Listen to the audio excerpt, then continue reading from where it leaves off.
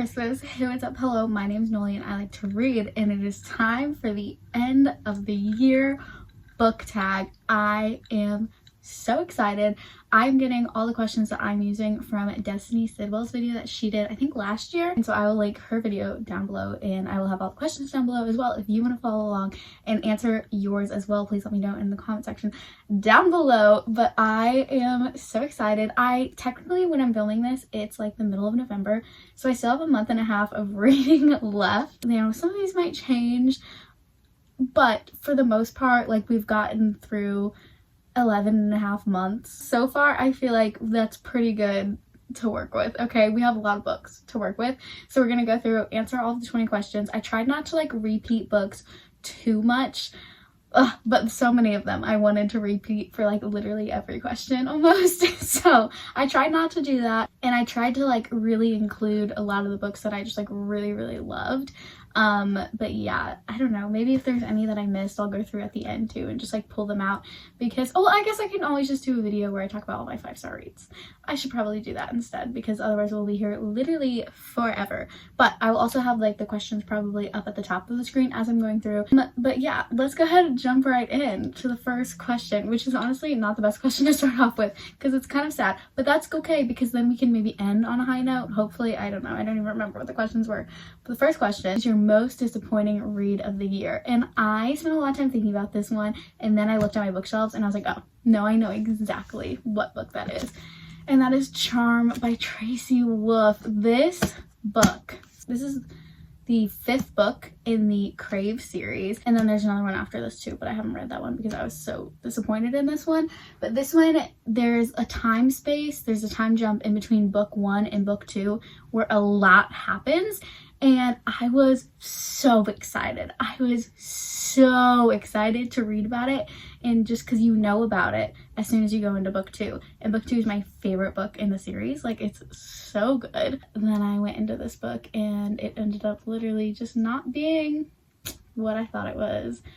And I was very disappointed. Like, very want to throw the book across the room, wanted to stop reading it, literally haven't continued the series because of how disappointed I was with this book. So that's very unfortunate, but I would still recommend reading the other books in the series, especially the first 3 books in the series are very good in my opinion. Second book is my favorite. Third book's also very good. And they're really large, but the chapters are really short, and she just, I don't know, her writing style is very easy to get through, so don't be intimidated by it. But yeah, I recommend it, especially if you like the Vampire Diaries and Hogwarts. Like, want to mix those two together. That's what the series is, in my opinion. So if you like the idea of that, definitely read this series, but maybe skip this book and just come up with whatever you want it to be in your head, because that's what I wish I did, and that's what I'm going to pretend that I do in my head. Okay, thank you very much. Next up, the next question is an underdog book that you read this year, and I took this question to mean like a book that doesn't have as much hype, and I also didn't expect to love as much as I did. And for me, that book was Baby Llama Drama by Kate Watson. This is the 2nd book in the Sweet as Maple Pie, or Sweet as Sugar Maple, I don't even know. The first book is called Strawberry Fields Forever. It's an interconnected standalone small town romance series. And in this one, it is also a sports romance, and so you're following Duke, who is a football player, and Millie, who is a child therapist, and he has a daughter who has a lot of big emotions, and he has a lot of big emotions, and I don't know why I'm giving you a whole description of this book. Anyways, I ended up loving this book a lot more than I expected to. I really love Millie, and I don't remember the little girl's name, but I really liked their relationship. I also feel like there was a lot of growth that you see happening in Duke specifically throughout this book, and then also just like themes of reconciliation that I really enjoyed seeing throughout this book. And just like, of course, when you have like a child therapist and like someone who like knows how to healthily communicate, that's always fun. And we also saw a lot of growth with our main character, and just like things that she realized that were flaws within her too as well in going through that. So really liked this book, would really recommend it. Next was an overhyped book that I read, and I would definitely have to say A Deadly Education by Naomi Novik for this one. I read the first 2 books in the series. This is the Scholomance trilogy. It is a YA fantasy series, which is basically like a dark Hogwarts, and I was not a fan of this one at all. There was tons of random info dumping, and I'm talking like 10 pages worth of info dumping. Like, it was so ridiculous. And honestly, I was disappointed because I really love the premise of this book and I thought it was gonna be really fun, and I just didn't love it. I liked the second book a lot more, but I don't plan on continuing the series because I just didn't like it and I don't really care.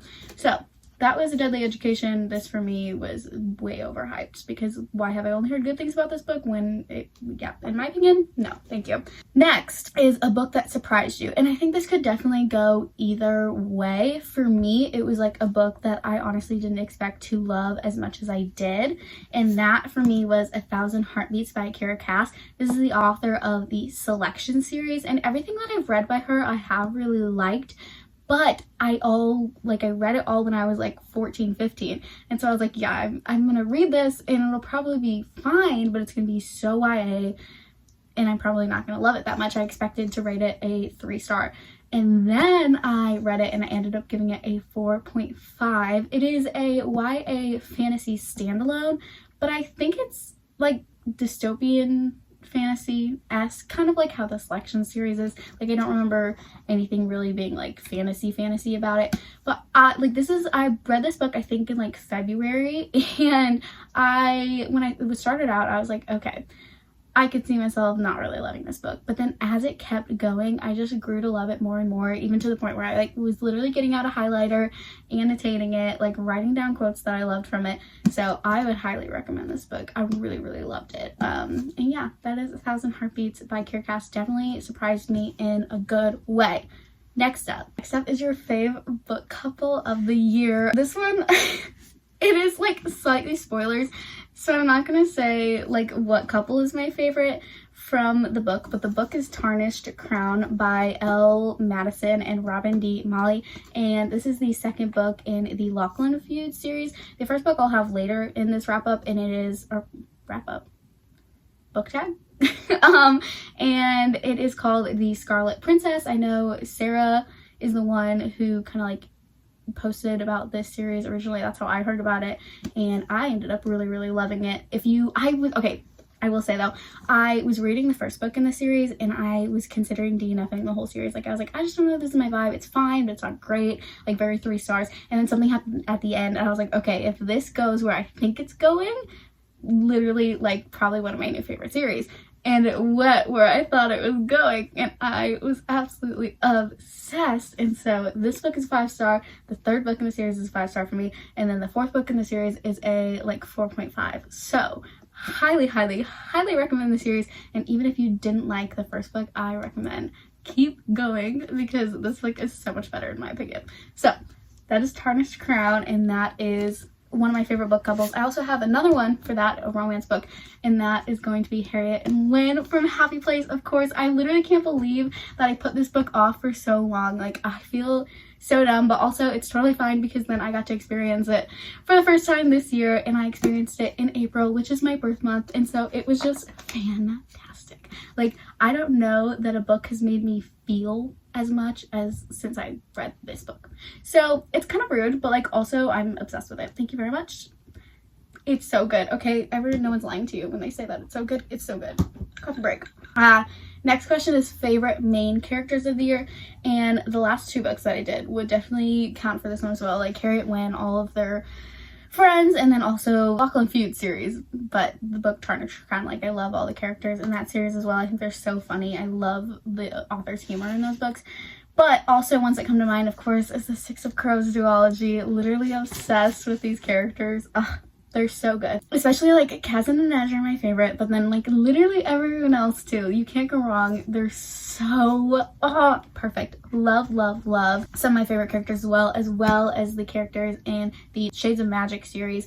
Especially Kel and Lila are some of my absolute favorite main characters to read about. I love them so much, as well as that's a spoiler I can't say, but a person who becomes more of a prevalent character in the second book, and especially the third book, you like get their point of view more. I really enjoyed having his point of view. So he's also one of my favorite main characters. I'm not gonna say who it is though. And next up was a new favorite author that you discovered this year. And for me, the first one that came to mind was definitely Annabelle Monaghan, because I read 2 of her books this year and they were both 5 stars. For me, I was obsessed with these books. I love them so much, especially for me, Same Time Next Summer. Really, like, again, same with Happy Place, like it just made me feel things. Okay, and that's like the best I know how to describe what it made me feel. It's just things. It just made me feel things. Okay, her writing style is so good. It's so precise, but also just like the way that everything like ties together, and she like hints at things. I don't know, it was so good. It's so phenomenal. 2 more books that like I was just reading and had to bring out the annotation supplies because I was like, oh my gosh, so much. I want to highlight everything, I want to underline everything, I want to memorize everything, and I'll definitely be rereading all of her books, as well as continue reading all the books that she has out already. And I would definitely recommend her books. Like, I feel like if you're someone who likes literary fiction but has a hard time like reading romance books, for whatever reason, I feel like you might like her books. So, or if you have someone in your life who really likes literary fiction books and you want them to start reading romance books, maybe start with some of her books, I don't know, or like Sally Rooney, of course. But anyways, another favorite author that I just discovered was Laini Taylor. She's the author of, obviously, the Daughter of Smoke and Bone series, but also the Strange the Dreamer series, and her writing is just phenomenal. Like, stunning, gorgeous, absolutely incredible, and I can't wait to read more of her books. Also, just like what happened in this book, I'm so bad at explaining it, like I literally can't explain it, but it was so intriguing and I had such a great time. And so I would definitely recommend anything that she writes, even though I've only read 1 book. New favorite author, love her so much. Next up is the Happiest book that I read this year, and I don't really have my physical copy of this because I lent it out, but it is definitely Everybody Always by Bob Goff. This is a Christian nonfiction book, and it's basically, he just like writes about stories in his life and draws examples of how you love everybody always. And it's kind of like a companion novel-esque to his book Love Does, which is literally one of my favorite books of all time, probably my favorite book of all time, a book that's had like the most impact on me ever in my life. And so yeah, I would recommend both those books. Definitely absolutely phenomenal. And he is just like the most joyful, whimsical, fun guy who has like the most fun stories. He literally has an office in Disney World, or like Disneyland, I don't know which one. Isn't that so fun? He's such a fun guy, okay? And that was a really fun book, and it's definitely the happiest book that I read. On a different note, the next question is the most frustrating book that I read. And I don't know what I would put for this, but I was thinking one that kind of goes along with like the most disappointing book that I read is the book If Only I'd Told Her, which I got rid of my physical copy of because I literally hated it that much, but I do have the first copy, so I'm just gonna hold this up so I have something to hold while I'm talking about it. But If Only I Had Told Her is the companion novel to this book, If He Had Been With Me, and it was just pain and suffering, and I hated it so much, and that's literally all I have to say. Thanks! The next question is the best book to TV adaptation that you watched this year, and I only watched 1, so I have to say that it was A Good Girl's Guide to Murder TV adaptation that they did on Netflix. Now, did I actually really enjoy the TV adaptation? Not at all. It actually kind of really frustrated me, but I think a mistake that I made was that I reread this book right before I watched it, and so I was kind of like nitpicking everything. But also, one of the main characters who is very necessary, especially later on in the series, specifically the 3rd book in the series, literally wasn't even in the show. And I was like, okay, what? No thank you. No thank you. So I hope that they do have a 2nd season, but I hope that they fix everything that I didn't like. That was this book. Next question. The longest book that you've read this year. I didn't keep my physical copy of it, but the longest book that I read this year, I think, was the first... Oh no, it wasn't the first Crescent City book, because I went and looked on Goodreads because I thought it was the first Crescent City book, but it turns out one of the Harry Potter books is longer than it. Is it Order of the Phoenix that's longer than it? It's like 900 something pages. Like, I was shocked. I was like, I did not realize that that book was that long. But one of the Harry Potter books, I think, ended up being the longest book that I read, but I thought it was Crescent City when I made this list. Anyways, that was the longest book that I read. Obviously, it didn't feel that long because I didn't even realize it was the longest book that I read. So, it was great, fantastic, had a wonderful time. We'll probably do a reread eventually. I actually really wanted to watch the movies this fall, and I didn't do that. I could have probably counted that for best book to TV adaptation because I did watch Goblet of Fire for the first time this year. So maybe I'll do that one because I think that was probably better than the Good Girls Guide to Murder TV adaptation. But yeah, that was the longest book that I read. And then the shortest book that I read this year was Rosie and the Dreamboat. Amazon and like 4 or 5 authors kind of like came together and released these short little novellas on Valentine's Day, and I think I only read like 2 or 3 of them, but I really enjoyed all of them. I thought they were really cute and just like good, easy, quick reads, and so that was the shortest book that I read this year. I recommend it. It's free if you have the like Amazon Prime Kindle app on your phone. I honestly don't even remember that much of what happened in it, but that was good. Fun time. Next question is your favorite covers of the year, and I honestly have so many. I love a good pretty book cover. The first one that came to my mind was All This Twisted Glory by Tahereh Mafi. I absolutely love this cover. I think it's stunning. And also, this is the UK edition of The Girl Who Fell Beneath the Sea by Axie O. Absolutely love this cover as well, and I love looking at the spine. Ugh, it's gorgeous, and this was a 6-star read for me as well. Loved this book. And I also have Spectacular by Stephanie Garber. This is again the UK edition, and I have a hidden cover edition as well. So love that one. And then another recent one that I got is Air by Saba Tahir. I love every edition of this book. I think Walmart though has like a purple and pink edition, which I think is gorgeous as well, but I love the cover of this book. I think it's gorgeous, as well as Heartless by Marissa Meyer. I love the cover of this book as well. But yeah, those are just a few, quite a few of my favorite book covers of the year. Honestly, I probably have literally so much more, but I don't feel like finding them. So that's all you're gonna get to see. Okay, next up is a book that you haven't stopped thinking about since you read it. And again, the first one that came to mind was Scarlet Princess, like this whole series. I read it at the beginning of this year, but I swear I could have read it like last month because of how much I think about these books. Like, I'm literally obsessed. I literally love them. I also feel like I think about Heartless by Marissa Meyer literally all the time. Literally loved it, as well as Happy Place, of course. Literally think about it all the time, as well as Same Time Next Summer by Annabelle Monaghan. Love those books so much. Next up is the cringiest book that you read this year, and I think for me it would be Last Chance Books. I don't remember who this is by. I'll put it up on the screen, and I just really did not enjoy this book at all. I thought it was very cringy. I just really hated the main character for whatever reason, and also it was a YA book, but it had like spice in it, and I was like not expecting it at all, and it was just really cringy. Sorry. It was such a cute cover though. Absolutely love the cover, and I've heard a lot of people really like this book. It has a premise kind of similar to You've Got Mail and Pumpkin Spice and Everything Nice. If you like that movie or like Pumpkin Spice and Everything Nice, then maybe you would enjoy that book, and you should definitely check it out. But for me personally, I did not like that book.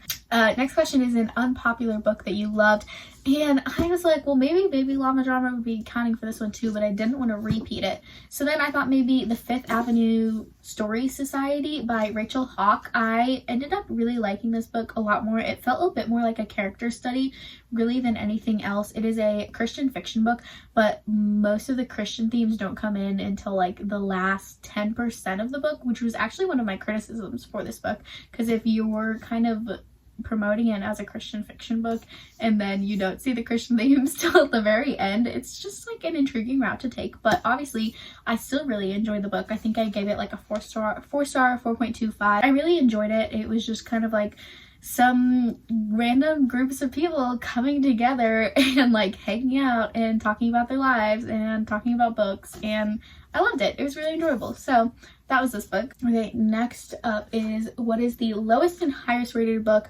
on Goodreads that you have read this year, and do you agree?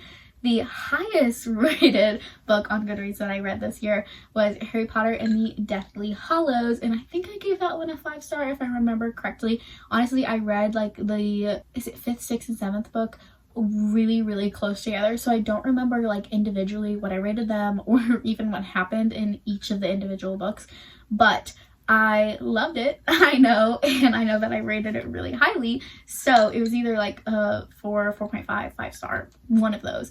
So I would say that I definitely agree with that. And then the lowest rated on my Goodreads, I was actually really surprised that it was the lowest, which was Pumpkin Spice and Everything and Nice by Katie Sikatelli Cook.